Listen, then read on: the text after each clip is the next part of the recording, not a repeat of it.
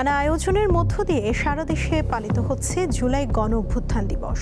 সকালে পটুয়াখালী শহরের ঝাউতলা সংলগ্ন জুলাই স্মৃতিস্তম্ভে ফুল দিয়ে শহীদদের প্রতি শ্রদ্ধা জানান পটুয়াখালী ১ আসনের সংসদ সদস্য, জেলা প্রশাসক সহ সরকারি কর্মকর্তা কর্মচারীরা। পরে বিএনপি, এনসিপি, জামায়াত ও গণ অধিকার পরিষদ সহ বিভিন্ন রাজনৈতিক দল ও সামাজিক সংগঠনের নেতারা জুলাই স্মৃতিস্তম্ভে ফুল দিয়ে শ্রদ্ধা জানান। এদিকে দিনটিকে ঘিরে কোনো ধরনের বিশৃঙ্খলা এড়াতে গোপালগঞ্জে ৫ প্লাটুন বিজিবি মোতায়েন করা হয়েছে।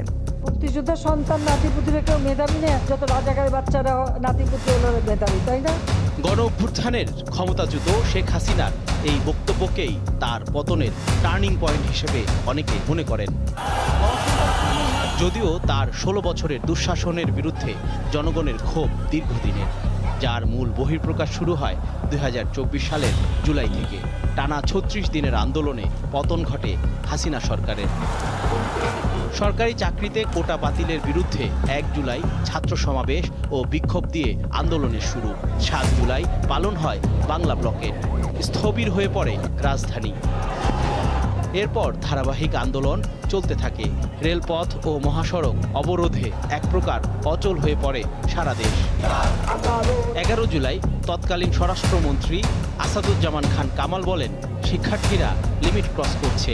একই দিন কুমিল্লায় ফাঁকা গুলি ছোড়ে পুলিশ। ১৪ জুলাই শেখ হাসিনার সেই বিতর্কিত মন্তব্যের দিন।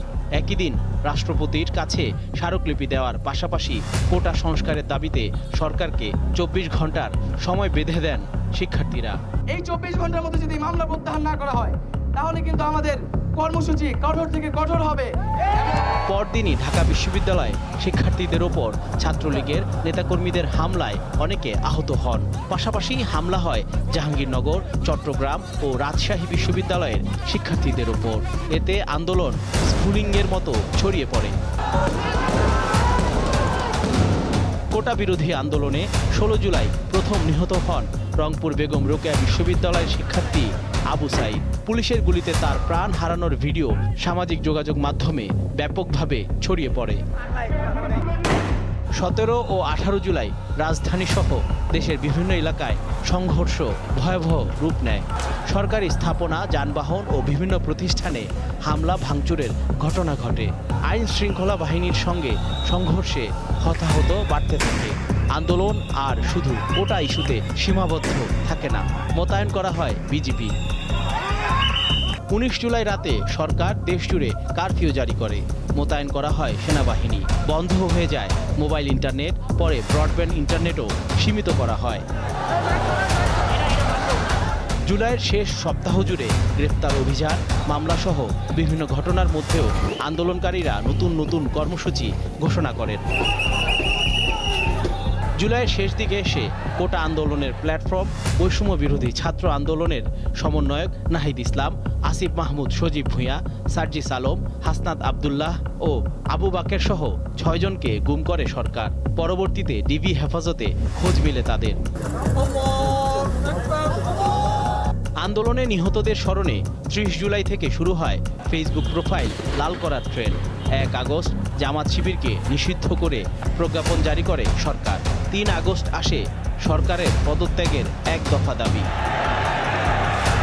৫ আগস্ট আসে সেই মাহেন্দ্রক্ষণ। আন্দোলনের তোড়ে টিকতে না পেরে ক্ষমতা ছেড়ে দেশ থেকেই পালিয়ে যান শেখ হাসিনা। সর্বশেষ সরকারি গ্যাজেটে এখন পর্যন্ত জুলাই শহীদের সংখ্যা ৮৪৩ আর আহতের সংখ্যা ১৪,৩৭০ জন।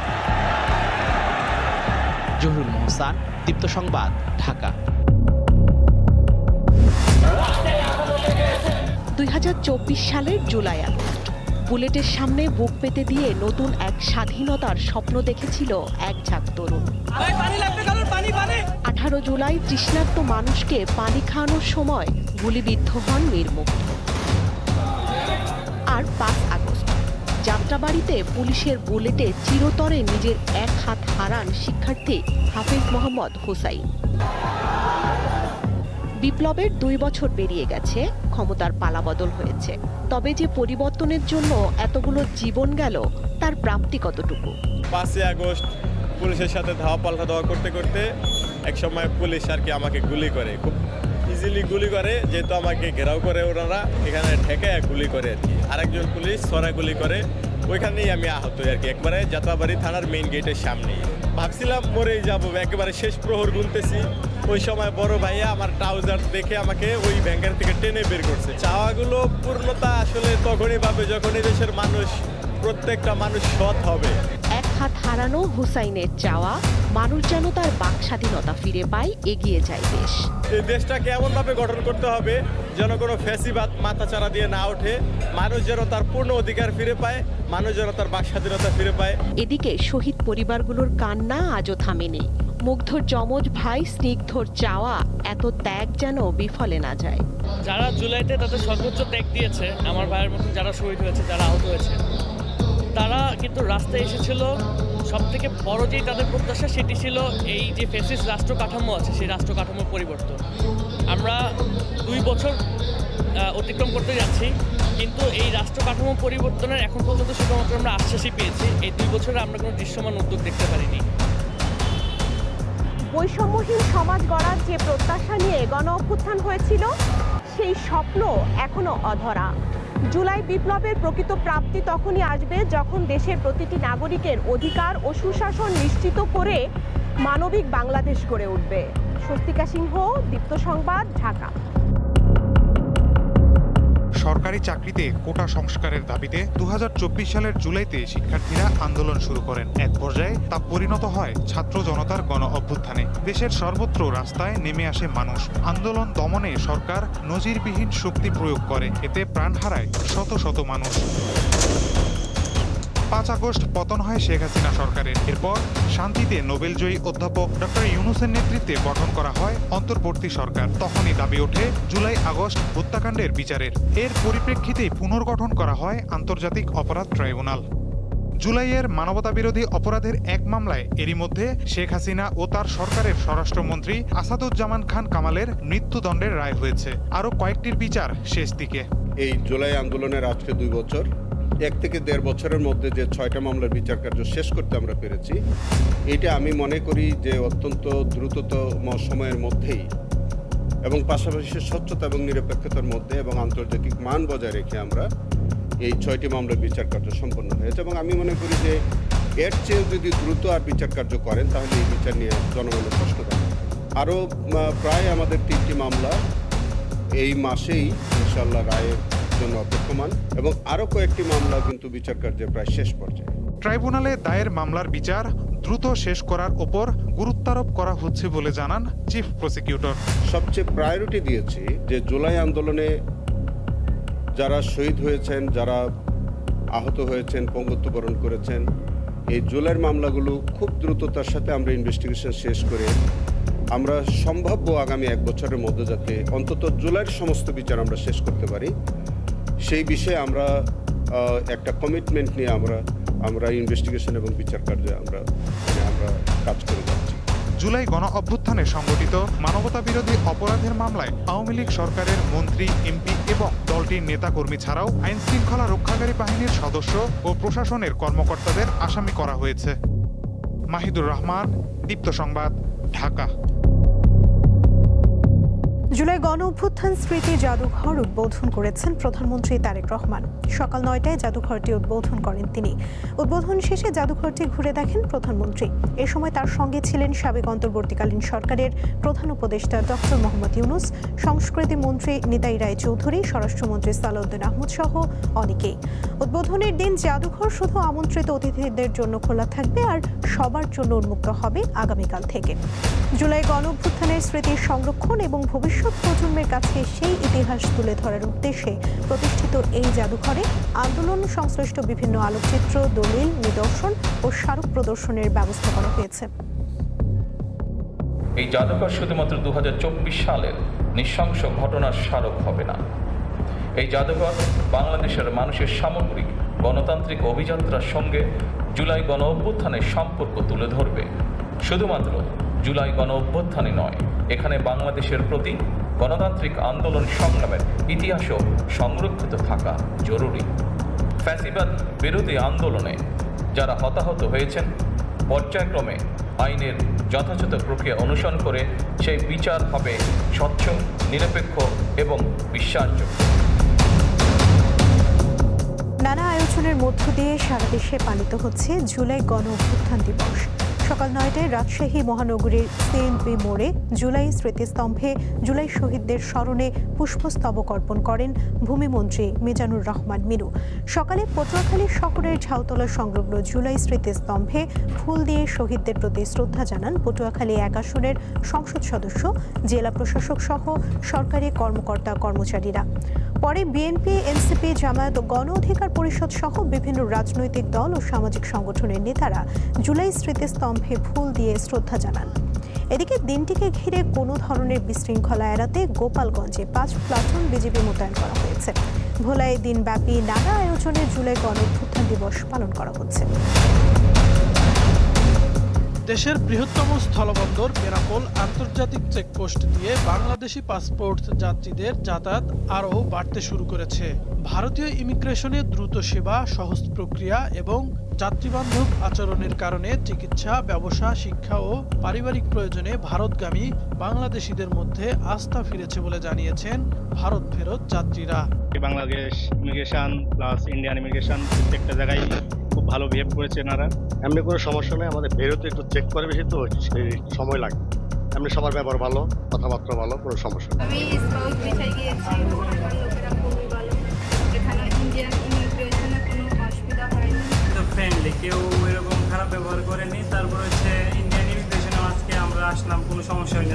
তারা জানান ইমিগ্রেশন কার্যক্রম সম্পন্ন করতে আগের মতো দীর্ঘ সময় অপেক্ষা করতে হচ্ছে না। কোনো ধরনের হয়রানি বা অসৌজন্যমূলক আচরণের মুখোমুখিও হচ্ছেন না কেউ। এতে সীমান্ত পারাপার আরও স্বস্তিদায়ক হয়েছে। ফ্লাইটে আগরতলা দিয়ে গেলাম ব্যাঙ্গালোর, আমাদের কোনো অসুবিধা হয় না। ওখানে থাকার, খাওয়ার সুব্যবস্থা আছে। সব জায়গায় মোটামুটি ভালো ব্যবহার পাওয়া গেছে। বেনাপোল ইমিগ্রেশন কর্তৃপক্ষ জানিয়েছে, বর্তমানে প্রতিদিন গড়ে প্রায় 2000 যাত্রী বেনাপোল পেট্রাপোল চেকপোস্ট দিয়ে যাতায়াত করছেন। এর মধ্যে 500 থেকে 700 বাংলাদেশি ভারতে যাচ্ছেন। দীপ্ত, বার্তাকক্ষ। 24-এর গণ অভ্যুত্থানের স্মৃতিচিহ্ন ধরে রাখতে জুলাই গণ অভ্যুত্থান স্মৃতি জাদুঘর উদ্বোধন করেছেন প্রধানমন্ত্রী তারেক রহমান। বুধবার জুলাই গণ অভ্যুত্থান দিবস উপলক্ষে রাজধানী শেরেবাংলা নগরে এই জাদুঘর উদ্বোধন করেন তিনি। এর মধ্যে দিয়ে এই স্মৃতি জাদুঘরের দুয়ার সবার জন্য উন্মুক্ত হলো। উদ্বোধনের পর জাদুঘরের বিভিন্ন গ্যালারি ঘুরে দেখেন প্রধানমন্ত্রী। এ সময় তার সঙ্গে ছিলেন সাবেক অন্তর্বর্তী সরকারের প্রধান উপদেষ্টা ডক্টর ইউনূস। জুলাই গণ অভ্যুত্থানের ইতিহাস, আত্মত্যাগ ও সংগ্রামের বিভিন্ন নিদর্শন দেখেন সরকার প্রধান। অনুষ্ঠানে জুলাই গণ অভ্যুত্থানের ঘটনা প্রবাহ, গণমানুষের অংশগ্রহণ ও বিজয়ের ইতিহাস ভিত্তিক একটি প্রামাণ্যচিত্র প্রদর্শন করা হয়। পরে তিনি জুলাই 36 শীর্ষক আলোচনায় অংশ নেন।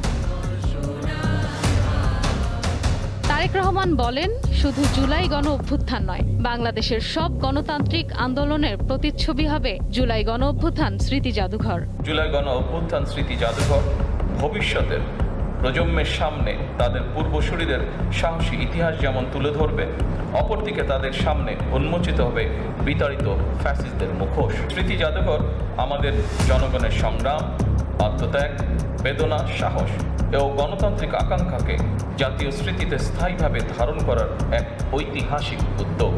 শহীদদের কাঙ্ক্ষিত বাংলাদেশ প্রতিষ্ঠার কাজ শুরু হয়েছে জানিয়ে 31 দফা নির্বাচনী ইশতেহার ও জুলাই সনদ বাস্তবায়নের কার্যক্রম এগিয়ে চলছে বলেও জানান সরকার প্রধান। 2024 সালের গণ অভ্যুত্থান কোনো একক ব্যক্তি, গোষ্ঠী কিংবা দলের নয়। এই অভ্যুত্থানের মহানায়ক বাংলাদেশের গণতান্ত্রিকামী জনগণ। ফ্যাসিবাদ বিরোধী আন্দোলনে যারা হতাহত হয়েছেন, পর্যায়ক্রমে আইনের যথাযথ প্রক্রিয়া অনুসরণ করে সেই বিচার হবে স্বচ্ছ, নিরপেক্ষ এবং বিশ্বাসযোগ্য। জুলাই গণ অভ্যুত্থান স্মৃতি জাদুঘর বৃহস্পতিবার থেকে সবার জন্য উন্মুক্ত হবে। এই বাংলাদেশ আর কখনোই তাবিদারি রাষ্ট্রে পরিণত হবে না, ইনশাআল্লাহ। ইশরাত সুমা, দীপ্ত সংবাদ। জুলাই গণ অভ্যুত্থান দিবসে জুলাই শহীদ পরিবার ও জুলাই যোদ্ধাদের সংবর্ধনা দিয়েছেন রাষ্ট্রপতি হাফিজ উদ্দিন আহমদ। বুধবার রাজধানীর শেরেবাংলা নগরে বাংলাদেশ চীন মৈত্রী সম্মেলন কেন্দ্রে জুলাই যোদ্ধাদের রাষ্ট্রীয় স্বীকৃতি দিতে এই অনুষ্ঠানের আয়োজন করেছে মুক্তিযুদ্ধ মন্ত্রণালয়। অনুষ্ঠান এখনো চলছে। অন্তর্বর্তী সরকারের পরে প্রথম রাষ্ট্রপ্রধানের উপস্থিতিতে বড় পরিসরে জুলাই যোদ্ধা ও শহীদ পরিবারগুলোকে সংবর্ধনা দেওয়া হচ্ছে। জুলাই কোনো নির্দিষ্ট শ্রেণীর নয়, গণমানুষের, এমন মন্তব্য করেছেন অন্তর্বর্তী সরকারের সাবেক প্রধান উপদেষ্টা অধ্যাপক মোহাম্মদ ইউনূস। রাজধানীতে গণ অভ্যুত্থান দিবসে জুলাই ৩৬ শীর্ষক আলোচনায় অংশ নিয়ে তিনি এমন মন্তব্য করেন। আত্মমর্যাদা নিয়ে, সাহস নিয়ে আমরা আমাদের বাংলাদেশ গড়ে তুলব। যারা এই জাদুঘরের পেছনে পরিশ্রম করেছে, এটাকে তৈরি করেছে, তাদের প্রতি আবারও ধন্যবাদ জানাচ্ছি। আমরা অবশেষে এই জাদুঘর উদ্বোধন হলো। আমরা আশা করব যে দেশের ছেলে মেয়ে, যে দেশের সকল নাগরিক একবার হলেও আসবে, সপরিবারে আসবে, নিজে আসবে, বন্ধুবান্ধব নিয়ে আসবে। রংপুরে যথাযথ মর্যাদায় জুলাই গণ অভ্যুত্থান দিবস পালিত হয়েছে। সকালে জুলাই শহীদ স্মৃতিস্তম্ভে ফুল দিয়ে শ্রদ্ধা জানান বিভাগীয় কমিশনার, রংপুর ৩ আসনের সংসদ সদস্য সহ বিভিন্ন পর্যায়ের কর্মকর্তা কর্মচারীরা। সকালে রাজশাহীর সিএনবি মোড়ে জুলাই স্মৃতিস্তম্ভে পুষ্পস্তবক অর্পণ করেন ভূমিমন্ত্রী মিজানুর রহমান মিনু। তিনি জুলাই শহীদদের বিদেহী আত্মার মাগফিরাত কামনা করেন। এদেশের আর কোন বীর সূর্য সন্তানকে যেন যারা জীবন উৎসর্গ করেছে, আমি তাদের আত্মার মাগফিরাত কামনা করছি, শহীদ সাকি অঞ্জম সহ এবং সকলের। এদিকে জুলাই জাতীয় সনদ সরকার বাস্তবায়ন করবে বলে জানিয়েছেন ভূমি ও পার্বত্য চট্টগ্রাম বিষয়ক প্রতিমন্ত্রী মীর মোহাম্মদ হেলাল উদ্দিন। সকালে নগরের নিউ মার্কেট মোড়ে জুলাই স্মৃতিস্তম্ভে পুষ্পস্তবক অর্পণ শেষে তিনি কথা বলেন। প্রান্তিক জনগণের জীবনমানের উন্নয়ন করা, তাদের এই দেশে শান্তি শৃঙ্খলা ফিরিয়ে আনা এবং এই দেশ থেকে সকল ধরনের বৈষম্য দূর করা। বরিশালে জুলাই শহীদ স্মৃতিস্তম্ভে ফুলের শ্রদ্ধা জানান তথ্য ও সম্প্রচার মন্ত্রী জহিরুদ্দিন স্বপন। এ সময় অর্জিত গণতন্ত্রকে প্রাতিষ্ঠানিক রূপ দেওয়ার অঙ্গীকার করেন তিনি। শহীদের রক্তের মর্যাদা প্রতিষ্ঠা করার জন্য দেশের অর্জিত গণতন্ত্রকে আমরা প্রাতিষ্ঠানিক রূপ দেওয়ার জন্য দৃঢ় প্রতিজ্ঞ থাকব। এদিকে জুলাই শহীদ হৃদয় ও নজরুলের মরদেহের সন্ধানের দাবিতে গাজীপুরের কোনাবাড়িতে কফিন মিছিল হয়েছে। ৩৬ জুলাই পাঠাগার নামের একটি সংগঠন এই কর্মসূচি পালন করে। আমরা সেই লাশগুলো সন্ধান চাই, অন্তত পরিবারের কাছে তাদের হাড়গোড়গুলো ফেরত দেন। খাগড়াছড়িতে জুলাই যোদ্ধাদের শ্রদ্ধা জানিয়েছে সর্বস্তরের মানুষ। যথাযোগ্য মর্যাদায় মাগুরায়ও জুলাই গণ অভ্যুত্থান দিবস পালন করা হয়েছে। কর্মসূচির অংশ হিসেবে ৪ আগস্ট মাগুরায় নিহত প্রথম শহীদ ছাত্রদল নেতা মেহেদী হাসান রাব্বির কবর জিয়ারত, দোয়া ও মোনাজাত করা হয়। নারায়ণগঞ্জের হাজীগঞ্জে জেলা প্রশাসনের উদ্যোগে জুলাই স্মৃতিস্তম্ভে শ্রদ্ধা জানানো হয়। জুলাই আন্দোলনে নিহতদের আত্মার মাগফিরাত কামনায় দোয়া করেন সর্বস্তরের মানুষ। কামরুন নাহার, দীপ্ত, বার্তা কক্ষ। জুলাই গণ অভ্যুত্থান দিবস ও 15 আগস্টকে কেন্দ্র করে গোপালগঞ্জে আইন শৃঙ্খলা পরিস্থিতি স্বাভাবিক রাখতে বিভিন্ন বাহিনীর পাশাপাশি অতিরিক্ত 5 প্লাটুন বিজিবি মোতায়েন করা হয়েছে। মঙ্গলবার বিকেল থেকেই শহরের গুরুত্বপূর্ণ এলাকায় বিজিবির সদস্যরা টহল শুরু করে। এছাড়া শহরের গুরুত্বপূর্ণ এলাকায় নিরাপত্তা জোরদার করা হয়েছে। জেলার গুরুত্বপূর্ণ সড়ক ও সরকারি স্থাপনায় অতিরিক্ত পুলিশ মোতায়েন করা হয়েছে। বিভিন্ন গুরুত্বপূর্ণ স্থানে যৌথ টহল, চেকপোস্ট, নজরদারি কার্যক্রম অব্যাহত রয়েছে। পাশাপাশি গোয়েন্দা নজরদারি বাড়ানো হয়েছে এবং সার্বক্ষণিক টহল কার্যক্রম চালানো হচ্ছে। যে কোনো পরিস্থিতি মোকাবিলায় আইন শৃঙ্খলা রক্ষাকারী বাহিনী সর্বোচ্চ প্রস্তুত রয়েছে। এছাড়াও গোপালগঞ্জে প্রবেশ পথগুলোতে বসানো হয়েছে চেকপোস্ট। বৈষম্যহীন সমাজ গড়ার লক্ষ্যে সৃষ্টি হওয়া 24-এর গণ অভ্যুত্থান রাজনৈতিক বিভাজনের মধ্যে পড়ে যাতে পথ না হারায়, সেদিকে সকলের সজাগ দৃষ্টি রাখা প্রয়োজন। মঙ্গলবার ঢাকা বিশ্ববিদ্যালয়ে এক আলোচনা সভায় কথা বলেন বক্তারা। তখন তার সঙ্গে আমার দেখা। জুলাই গণ অভ্যুত্থানের দ্বিতীয় বার্ষিকী উদযাপন উপলক্ষে মঙ্গলবার সকালে আলোচনা সভার আয়োজন করে ঢাকা বিশ্ববিদ্যালয়। ছাত্র শিক্ষক মিলনায়তনে অনুষ্ঠিত এই আলোচনা সভায় বিশ্ববিদ্যালয়ের শিক্ষার্থী এবং শহীদ পরিবারের সদস্যরা অংশ নেন। আন্দোলনে অংশ নেওয়া শিক্ষার্থীরা 24-এর উত্তাল সময়ের স্মৃতিচারণ করে বলেন, সমস্ত ভয় ভীতি উপেক্ষা করে দেশ গড়তে এক কাতারে নেমেছিলেন তারা। কিন্তু বর্তমান সময়ের নানা ধরনের স্বার্থের টানাপোড়েন কাঙ্ক্ষিত উদ্দেশ্যকেই ম্লান করেছে। আমার কাছে এখনো জুলাই কোনো পুরাতন ঘটনা নয়। আমি চোখ বন্ধ করলেই দেখতে পাই যে সেসব দিনগুলো। আন্দোলনে নিহতদের স্বজনরা বলেন, যারা শহীদ ও আহত হয়েছে তাদের পরিবারের দিকে নজর দেওয়া জরুরি। এছাড়া নতুন করে যাতে কোনো ফ্যাসিস্ট মাথাচাড়া দিয়ে উঠতে না পারে সেজন্য দেশবাসীকে সতর্ক থাকতে হবে। যারা আর্থিক অসচ্ছলতায় ভুগছে, শহীদ পরিবার এবং বিশেষ করে যারা পঙ্গু অবস্থায় আছে, আমি মনে করি আপনাদের আমাদের সবার দায়িত্ব যারা পঙ্গুত্ব আছে তাদের পাশে দাঁড়ানো। আজকে আমরা 24 পরবর্তী যে ব্যবস্থাটা দেখতে পাচ্ছি, বিভিন্ন শিক্ষা প্রতিষ্ঠানে এখন যে হানাহানি, এক পক্ষ আরেক পক্ষকে ঘায়ল করার জন্য যেভাবে লিপ্ত হয়েছে, এই দিনটি দেখার জন্য কিন্তু আমরা প্রস্তুত ছিলাম না। এর আগে ঢাকা বিশ্ববিদ্যালয়ের মল চত্বরে জুলাই স্মৃতিস্তম্ভের ভিত্তিপ্রস্তর স্থাপন করেন বিশ্ববিদ্যালয়ের উপাচার্য। এ সময় তিনি বলেন, দীর্ঘদিনের জুলুম বঞ্চনা থেকে 24-এ মুক্তি পেয়েছিল দেশের মানুষ। আমাদের এই শহীদের রক্তের বিনিময়ে পাওয়া বাংলাদেশ যেন আবার সেই কোনো ফ্যাসিবাদ তৈরি না হয়, আমরা যেন এই দেশে বৈষম্যহীন সমাজ গড়ে বাংলাদেশকে নতুন বাংলাদেশে আমরা চাই যে বাংলাদেশ হবে আমাদের কাঙ্ক্ষিত বাংলাদেশ। দেশ গড়তে বিশ্ববিদ্যালয়ের শিক্ষার্থীদের অবদান চিরস্মরণীয় হয়ে থাকবে বলেও মন্তব্য করেন তিনি। লাবণী গুহ, দীপ্ত সংবাদ, ঢাকা। সন্ধ্যা থেকে মহেশখালী এলএনজি টার্মিনাল থেকে 200 থেকে 250 মিলিয়ন ঘনফুট গ্যাস সরবরাহ পাবে বলে জানিয়েছেন কর্ণফুলী গ্যাস ডিস্ট্রিবিউশনের এমডি প্রকৌশলী মোহাম্মদ সালাউদ্দিন। আগামী 2-1 দিনের মধ্যে সরবরাহ পুরোপুরি স্বাভাবিক হওয়ার আশা কথা জানান তিনি। সকালে জুলাই গণঅভ্যুত্থান দিবসে পুষ্পস্তবক অর্পণ শেষে সাংবাদিকদের প্রশ্নের জবাবে তিনি এসব কথা বলেন। তিনি আরও জানান, 2টি বয়লার যান্ত্রিক ত্রুটির কারণে গ্যাস সরবরাহ অর্ধেকে নেমে যায়। দেশি বিদেশি প্রকৌশলীরা দিনরাত পরিশ্রম করে একটি বয়লার এরই মধ্যে মেরামত করেছে। উজানে ভারী বৃষ্টিপাত ও পাহাড়ি ঢলে লালমনিরহাটে তিস্তা নদীর পানি বিপদসীমার ওপর দিয়ে প্রবাহিত হচ্ছে। বুধবার সকাল 9টায় দেশের বৃহত্তম সেচ প্রকল্প লালমনিরহাটের হাতীবান্ধা উপজেলার তিস্তা ব্যারেজের ডালিয়া পয়েন্টে পানির সমতল রেকর্ড করা হয় 52.28 সেন্টিমিটার, যা বিপদসীমার 13 সেন্টিমিটার ওপরে। পানি বৃদ্ধির ফলে প্লাবিত হয়েছে লালমনিরহাট জেলার নদী তীরবর্তী নিচু এলাকা। এজন্য খুলে দেওয়া হয়েছে তিস্তা ব্যারেজের সবকটি জলকপাট। গাজীপুরের শিল্পাঞ্চলের প্রায় 20% কারখানায় সরকারি ছুটির সঙ্গে মিল রেখে টানা 4 দিনের ছুটি ঘোষণা করা হয়েছে। বুধবার থেকে শুরু হওয়া টানা 4 দিনের ছুটিতে হাজারো পোশাক শ্রমিক গ্রামের বাড়ির উদ্দেশ্যে রওনা হন। এতে সড়কে যাত্রীর চাপ বেশি দেখা গেছে। এই সুযোগে বাসে অতিরিক্ত ভাড়া নেওয়ার অভিযোগ করেছেন যাত্রীরা। জানা গেছে, গ্যাসের তীব্র সংকটের কারণে গাজীপুরের প্রায় 20% শিল্প কারখানা 4 দিনের জন্য বন্ধ রাখা হয়েছে। নওগাঁর বদলগাছি উপজেলার কোলা ইউনিয়নের একটি কিন্ডারগার্টেন স্কুলের প্রধান শিক্ষক শফিউল আলম দীপুর বিরুদ্ধে একাধিক শিক্ষার্থীকে যৌন হয়রানির অভিযোগ উঠেছে। এই ঘটনার জেরে মঙ্গলবার সকালে বিদ্যালয়ের অফিস ভাঙচুর ও অগ্নিসংযোগের ঘটনা ঘটে। স্থানীয়দের দাবি, প্রধান শিক্ষকের বিরুদ্ধে শিক্ষার্থীদের যৌন হয়রানির অভিযোগ ওঠার পর ক্ষুব্ধ এলাকাবাসী বিদ্যালয়ে ভাঙচুর ও অগ্নিসংযোগ করে। খবর পেয়ে ফায়ার সার্ভিস কর্মীরা ঘটনাস্থলে গিয়ে আগুন নিয়ন্ত্রণে আনেন। তবে অভিযোগের বিষয়ে প্রধান শিক্ষক শফিউল আলম দীপুর বক্তব্য পাওয়া যায়। আরেকটি বিপ্লব আসন্ন, তাই দেশবাসীকে প্রস্তুত থাকার আহ্বান জানিয়েছেন জামায়াতে ইসলামের আমির শফিকুর রহমান। রাজধানীতে আয়োজিত 11 দলীয় ঐক্যের গণসমাবেশে তিনি এই আহ্বান জানান। জুলাই গণঅভ্যুত্থানের 2য় বর্ষ উপলক্ষে রাজধানীর বায়তুল মোকাররমের দক্ষিণ গেটে এই আয়োজন করা হয়। সমাবেশে তিনি আরও বলেন, বিতর্কিত কর্মকাণ্ডের মাধ্যমে নিজেদের প্রতারক হিসেবে প্রমাণ করেছে সরকার। এজন্য জনগণকে আরও একটি অনিবার্য বিপ্লবের জন্য প্রস্তুত থাকার আহ্বান জানান বিরোধী দলীয় নেতা।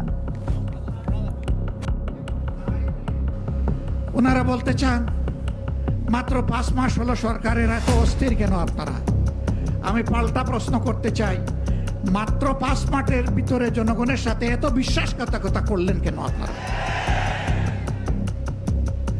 আপনারা যদি বিশ্বাসঘাতকতা না করতেন, আমাদের তো অস্থিরতার কোনো কারণ ছিল না। দেশের 12টা বাজবে আর আমরা বসে বসে আঙ্গুল চুষব?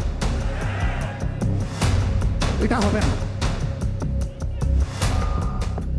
প্রিয় দেশবাসী, আপনারা প্রস্তুত হন। সব দেখে মনে হচ্ছে আরেকটা অনিবার্য বিপ্লব আসন্ন।